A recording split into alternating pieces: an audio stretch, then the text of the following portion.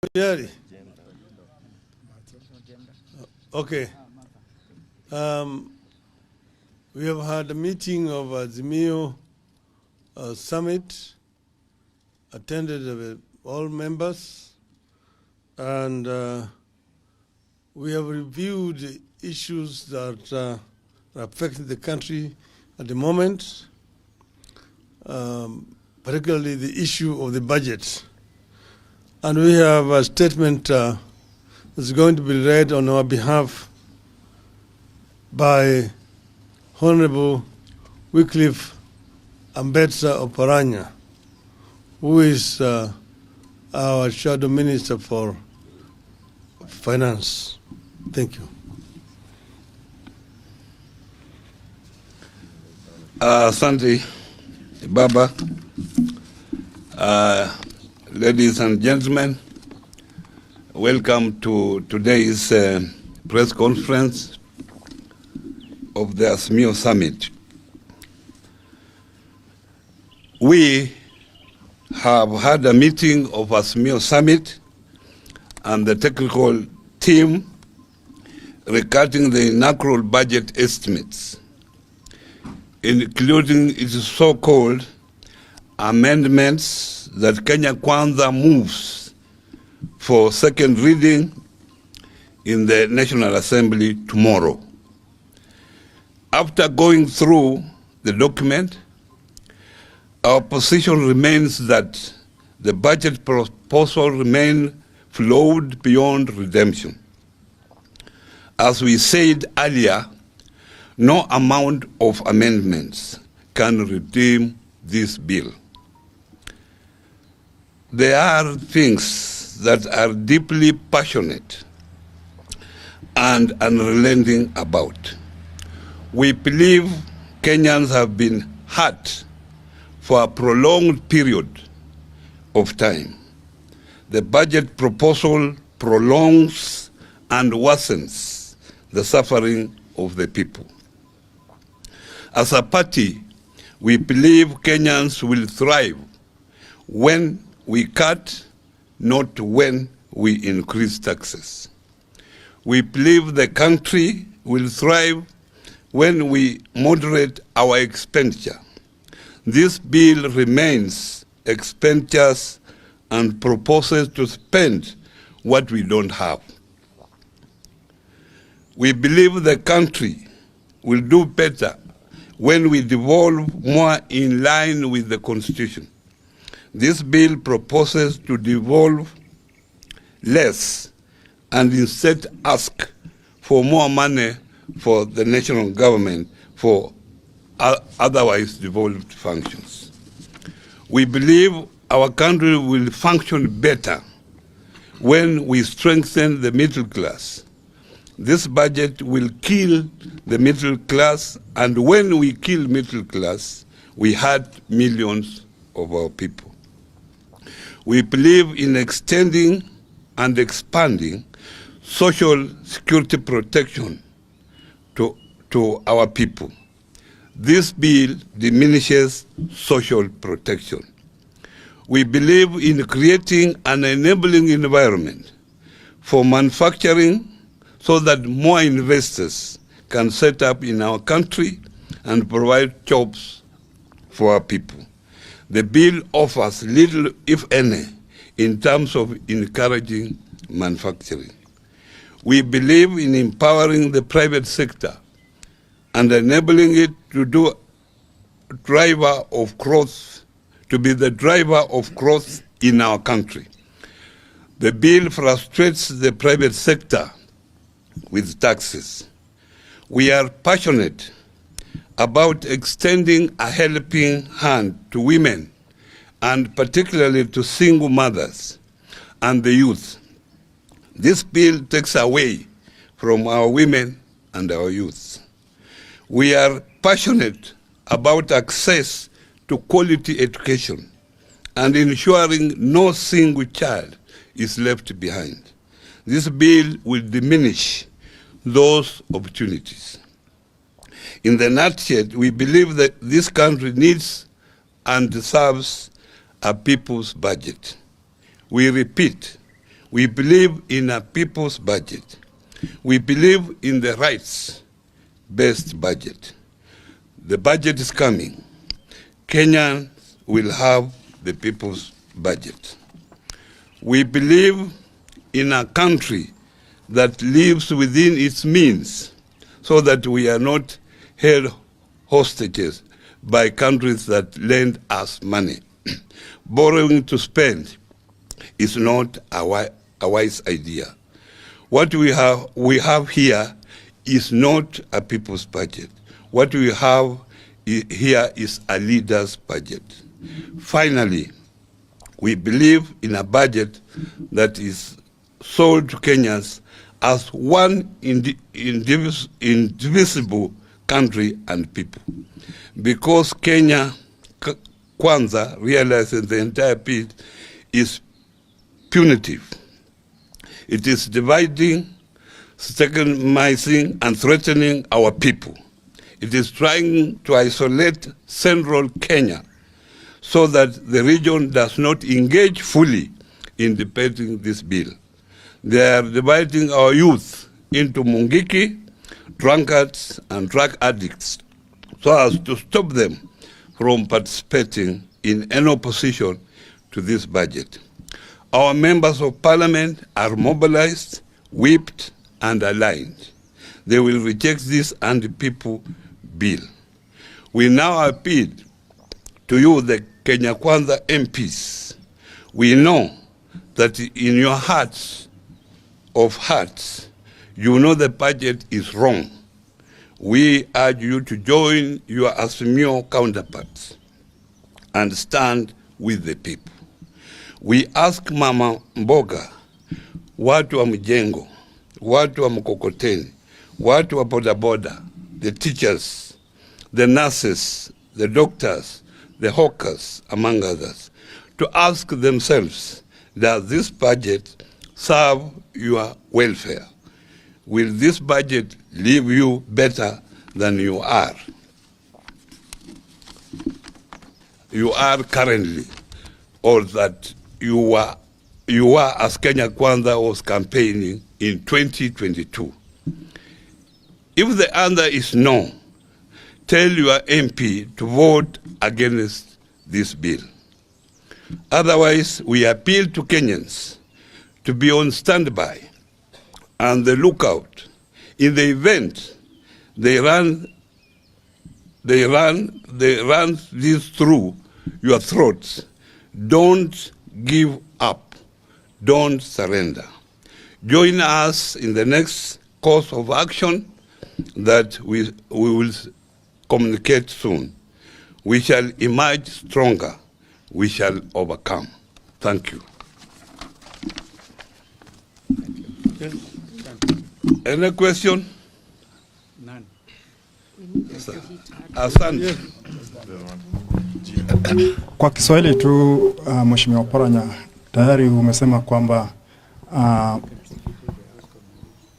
you've said that another budget will be ready soon, and we want to know under what circumstance or what structure is Azimio or is another budget may be read.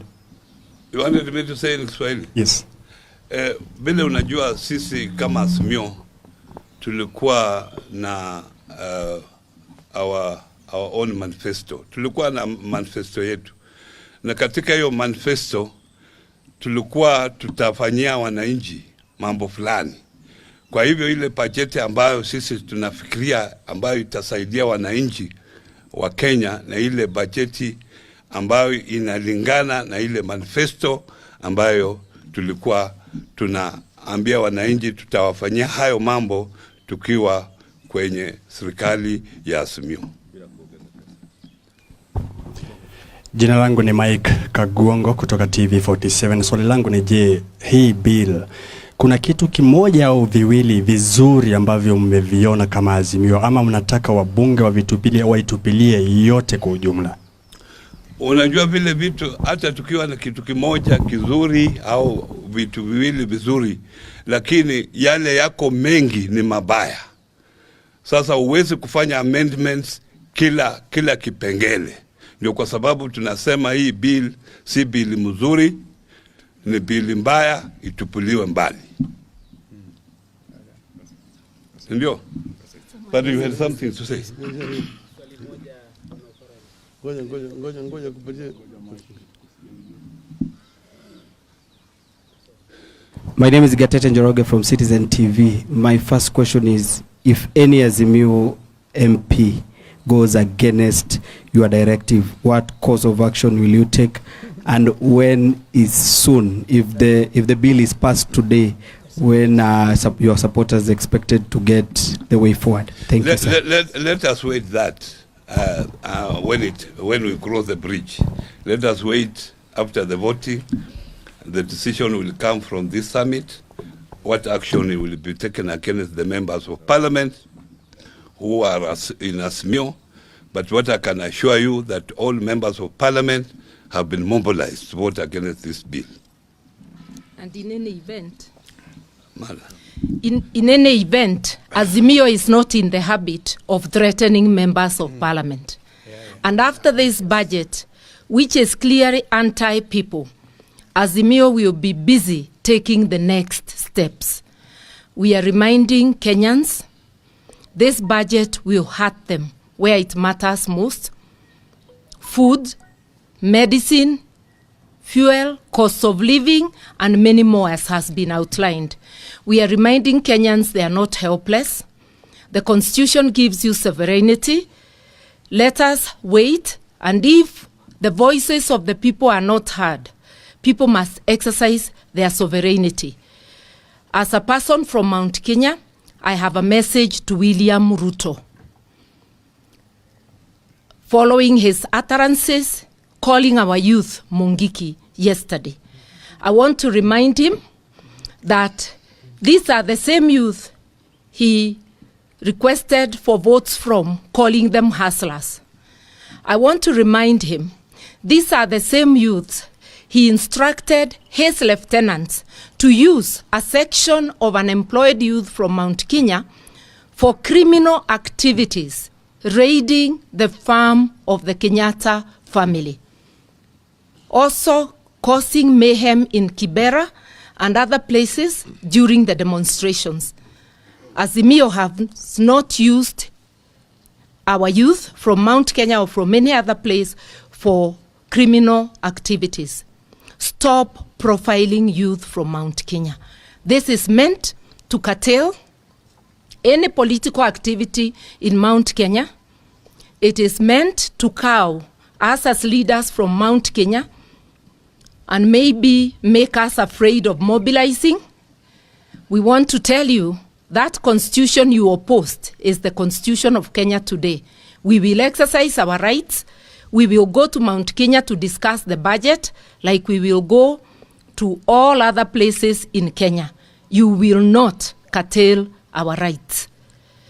And do not tell people of Mount Kenya all any Azimio principle like Wajakoya that he cannot visit Mount Kenya. Mount Kenya is Kenya. We are going to visit every part of this country, and you will not start zoning off places. That is the message, but Kenyans not to forget, our fate is in our hands. Let us join together and fight this killer budget. Asante sana. Sisi kutoka Mount Kenya tuna huzuni kidogo.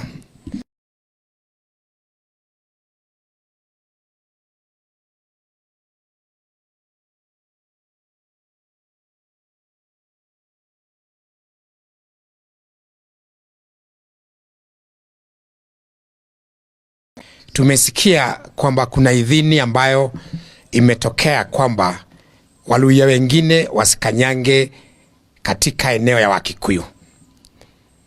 Hiyo ilitolewa jana ama juzi, na wakaanza na rafiki yetu Wajakoya. Ikasemekana kwamba ni hatia Wajakoya kuja katika eneo ya Mount Kenya, na hiyo inatoka kutoka afisi ile kuu ama inajiita kuu ambayo inastahili kuwa inalida uhuru wa kutembea. Mimi ningependa kusema ya kwamba Waluhya ni ndugu zetu kama Wakikuyu, Wakalenjin ni ndugu zetu, Wamasai, Wajaluo na kila kabila katika Kenya hii wana sehemu katika eneo ya Mount Kenya, kwa sababu sisi hufanya biashara na wao, sisi huana na wao, na sisi tunajiona kama Wakenya. Kwa hivyo kama kiongozi kutoka Mount Kenya, ningependa kuwaalifu ndugu zetu kutoka jamii zote karibu 40 na kitu kwamba huo sio msimamo wa watu wa Mount Kenya.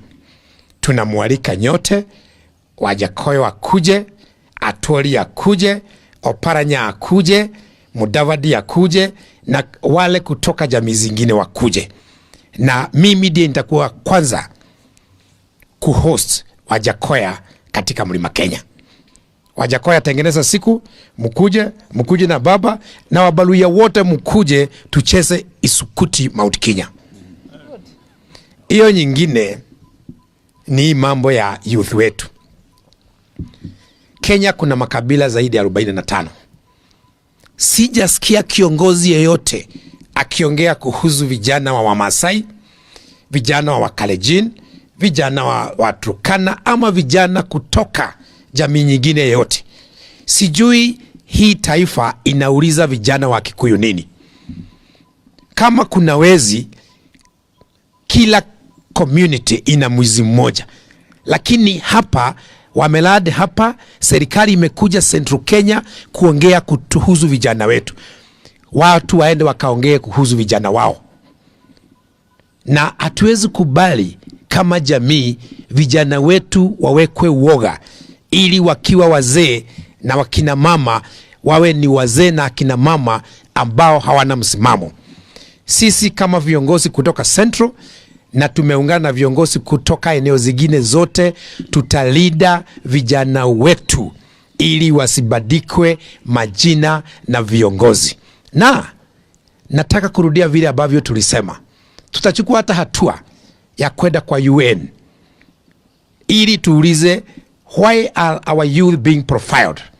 Na mimi ningependa mawakili wetu waanze kutayarisha, na nimewaambia kabla waguze kijana mwingine mmoja, ile damu ambayo ilitoka wakati wameuliwa vijana wetu, hiyo kwanza walipe kabla ya wafikirie jama ya kuwa vijana kutoka Central Kenya wakiwaita Mungiki.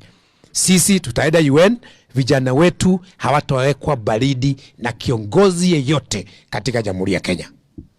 Kione, do you have something to add? Ni kusema tu mkubuke wakati wa ICC. The witnesses, the Kikuyu youth witnesses